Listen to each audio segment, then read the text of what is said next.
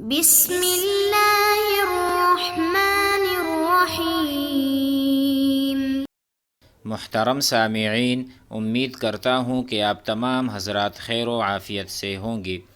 آج کا ہمارا سبق نمبر 116 ہے، جس میں ہم طالب علم کے آداب یعنی متعلم کے آداب جو مدرسے میں ہوتے ہیں یا ان کو جو پابندیاں کرنی پڑتی ہیں اس بارے میں موضوع پڑھیں گے اور جملے پڑھیں گے۔ یہ نصیحانہ انداز ہے، اس سے ہم کافی کچھ سیکھیں گے۔ سبق نمبر 16 ہے، آپ دیکھ رہے ہیں آداب المتعلمی۔ المتعلم اسم فاعل کا صیغہ ہے، یعنی سیکھنے والا۔ ایک ہوتا ہے متعلم باب تفاعل سے متعلم سیکھنے والا، ایک ہوتا ہے معلم باب تفعیل سے اسم فاعل۔ معلم استاد کو کہتے ہیں، متعلم سیکھنے والے کو کہتے ہیں۔ آداب ادب کی جمع ہے۔ ادب یعنی اچھے اخلاق، اور اسی طرح طالب علم جب مدرسے میں رہتا ہے تو اس کا جو سلوک اور برتاؤ ہوتا ہے ادب و احترام والا اساتذہ کے ساتھ، یا اپنا جو معمولات ہیں، جو اپنا واجبات ہیں جیسا کہ مطالعہ ہے، مراجعہ ہے، اس کو کس طرح مکمل کرے، اور اپنا جو ڈیلی روٹین ہے کس طرح بنائے، اس کو ہم سیکھیں گے۔ فی المدرستی آداب المتعلمی، طالب علم کے آداب فی المدرستی مدرسے میں۔ یہ اردو میں اس کا ترجمہ ہے۔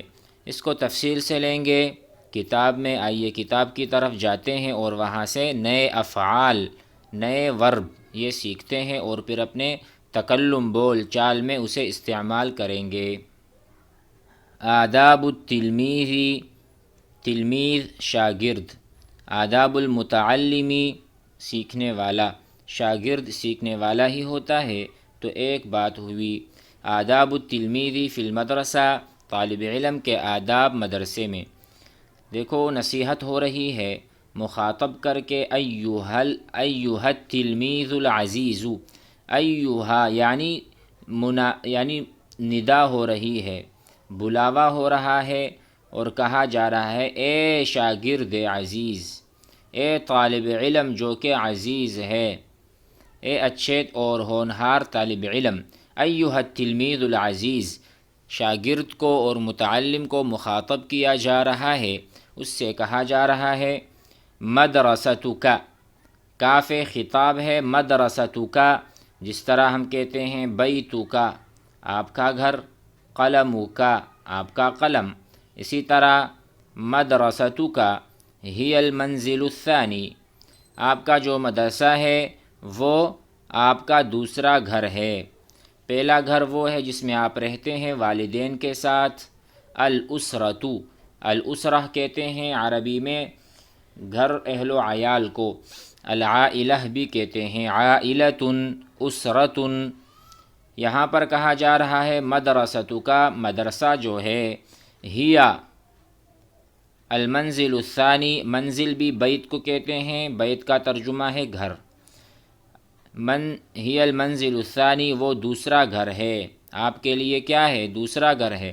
الذی تقضی فیہ، وہ گھر جس میں آپ گزارتے ہیں احسن ساعات حیاتک، اپنے زندگی کے بہترین لمحات، اپنی زندگی کے بہترین گھنٹے آپ اس گھر میں گزارتے ہیں۔ تقضی قضا یقضی سے ہے، قضا معنی گزارنا۔ میں آپ سے سوال کروں گا کیف قضیت یومک، کیف قضیت یومک، آپ نے اپنا دن کیسے گزارا۔ اسی طرح کیف تقضی یومک، آپ اپنا دن کیسے گزارتے ہیں۔ کیف تقضی، کیسے گزارتے ہیں، قضا معنی گزارا، قضیت آپ نے گزارا ہے، فعل ماضی میں واحد مذکر مخاطب کا صیغہ ہے۔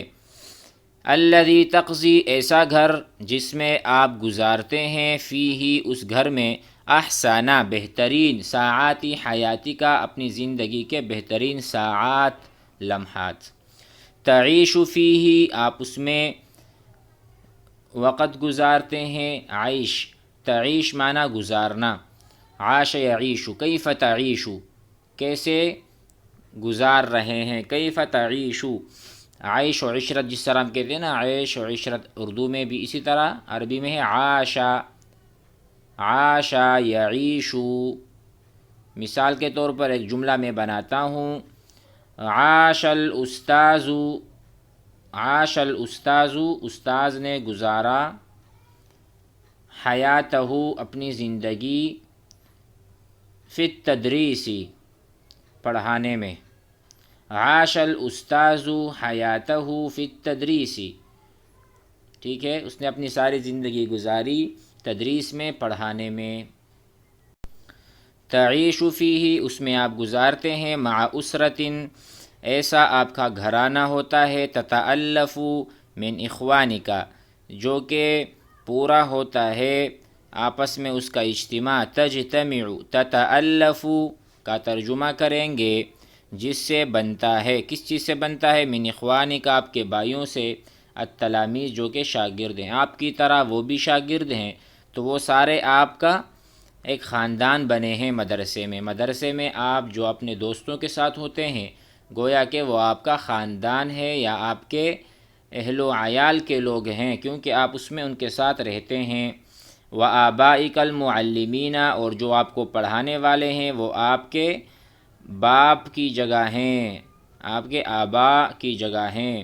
جیسے آپ کا جسمانی والد ہوتا ہے، اس طرح روحانی والد وہ اساتذہ ہوتے ہیں۔ وآبائک المعلمین، وہ آپ کے آبا جو کہ آپ کو سکھاتے ہیں۔ فلکی، تاکہ تم ہو جاؤ، سعیداً، سعید، سعادت مند، دنیا میں سعادت آپ کو ملے آپ کی پڑھائی کی وجہ سے۔ محبوباً فی ہذہ الاسرۃ، آپ اس اسرہ یعنی اس خاندان میں، جو مدرسے میں آپ کے ساتھ پڑھنے والے لوگ ہیں، ان میں آپ مقبول اور محبوب کیسے بنیں گے؟ ینبغی، اس کے لیے ضرورت ہے اور چاہیے، ان تعملا، کہ آپ عمل کریں، بالنصائح الآتیہ، جو مندرجہ ذیل نصائح ہیں اس پر عمل کریں گے تو آپ اپنے اس خاندان میں، جو کہ آپ کا دوسرا گھر ہے مدرسہ، اس میں لوگوں کے ہاں آپ محبوب ہوں، آپ سے لوگ محبت کریں، تو ان کے لیے ضروری ہے، ینبغی، ینبغی کا معنی چاہنا، کیا چیز؟ چاہنا۔ مثلا میں ایک جملہ بناتا ہوں، ماذا ینبغی، کیا ہونا چاہیے؟ مثلا میں آپ سے کہوں آپ کب پڑھیں گے؟ متی تنبغی الدراسہ، پڑھائی کب ہونی چاہیے؟ متی ینبغی الطعام، کھانا کب ہونا چاہیے؟ متی ینبغی الطعام، کھانا کب ہونا چاہیے؟ متی ینبغی الذہاب، جانا کب مناسب ہوگا؟ اسی طرح ینبغی تو آپ کو چاہیے کہ اگر آپ محبوب بننا چاہتے ہیں، ینبغی تو چاہیے، ان تعملا، کہ آپ عمل کریں، بالنصائح الآتیہ، جو آئندہ نصائح ہیں اس پر عمل کرنا ہوگا۔ یہاں سے آپ افعال کا چناؤ کریں اور سیکھیں۔ پہلی نصیحت ہے، ان تقوم من النوم مبکرا، آپ سونے سے جلدی جاگیں گے، آپ کو نیند سے جلدی بیدار ہونا چاہیے۔ ان تقوم، قام یقوم، کھڑا ہونا، قیام کرنا، من النوم، نیند سے، مبکرا، جلدی، سویرے سویرے، لتستطیع، تاکہ تم قدرت پکڑو، ان تتوضأ، کہ تم وضو بھی کرو، وتصلی، اور نماز بھی پڑھو۔ اس کے بعد وتلبس ملابسک النظیفہ، اس کے بعد آپ اپنے کپڑے صاف ستھرے پہنیں۔ نظیفہ، نظیفہ کہتے ہیں صاف چیز کو۔ میں آپ سے کہوں اللباس، کپڑے جو ہیں، اللباس نظیف، کپڑے صاف ہیں، اللباس نظیف، کپڑے صاف ہیں۔ ملابس چونکہ جمع ہے اس لیے نظیفہ تا کے ساتھ آیا ہے، اور یہ ہم نے سمجھایا تھا۔ وتلبسا، تاکہ تم پہنو، لبسا یلبسو، یہ ہے لبسا احمد الثیاب، لبسا احمد الثیاب، احمد نے کپڑے پہنے۔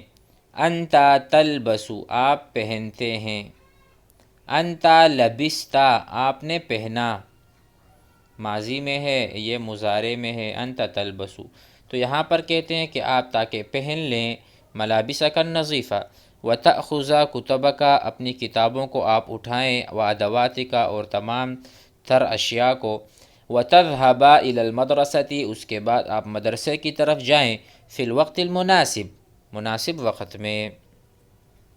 یہ پہلی نصیحت تھی۔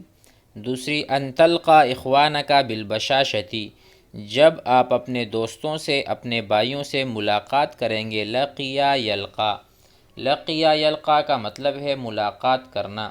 لقیتو میں نے ملاقات کی، بالاستاذ استاذ سے، لقیتو بالاستاذ، لقیتو بالابی والد صاحب سے، لقیتو بالاخی بھائی سے، لقیتو بالصدیقی دوست سے، میں نے دوست سے ملاقات کی۔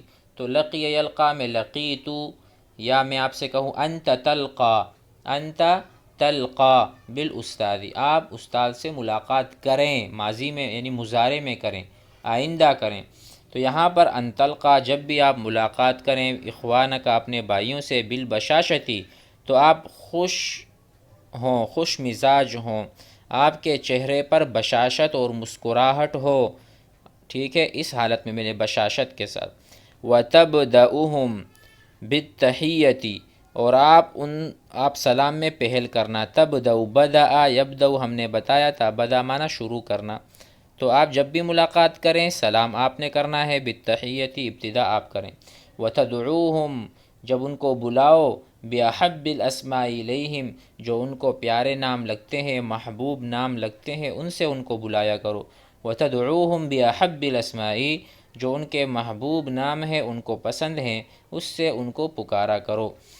اس کے بعد ان تتجنب الحدیث والزوزاء آپ اجتناب کریں، تتجنب، تجنب یتجنب، تجنب فعل ماضی ہے، یہ آپ کو مخاطب کر رہے ہیں، انت تتجنب آپ اجتناب کریں، الحدیث باتوں سے، والزوزاء اور شور شرابے سے، غوغا کہتے ہیں شور شرابے کو۔ حین سیرک الی حجرۃ الدراست حین جب آپ جائیں گے اور جا رہے ہیں، سیر کہتے ہیں سارا یسیرو چلنا، حین سیرکا جب آپ چلیں گے، الی حجرۃ الدراست جب آپ اپنے پڑھائی کے کمرے کی طرف جاتے ہیں، کلاس کی طرف جاتے ہیں، تو آپ شور شرابہ نہیں کرنا، باتیں نہیں کرنا۔ وحین جلوسک فیہا اور جب آپ اپنے کمرے میں جہاں آپ پڑھتے ہیں، کلاس روم میں، وہاں پر جب آپ بیٹھتے ہیں وہاں پر آپ باتیں اور شور شرابہ نہ کریں۔ اس کے بعد ہے ان تقفا، ان تقفا وقفا یقف سے ہے، وقفا یقف کا ترجمہ بھی قام یقوم کی طرح ہے۔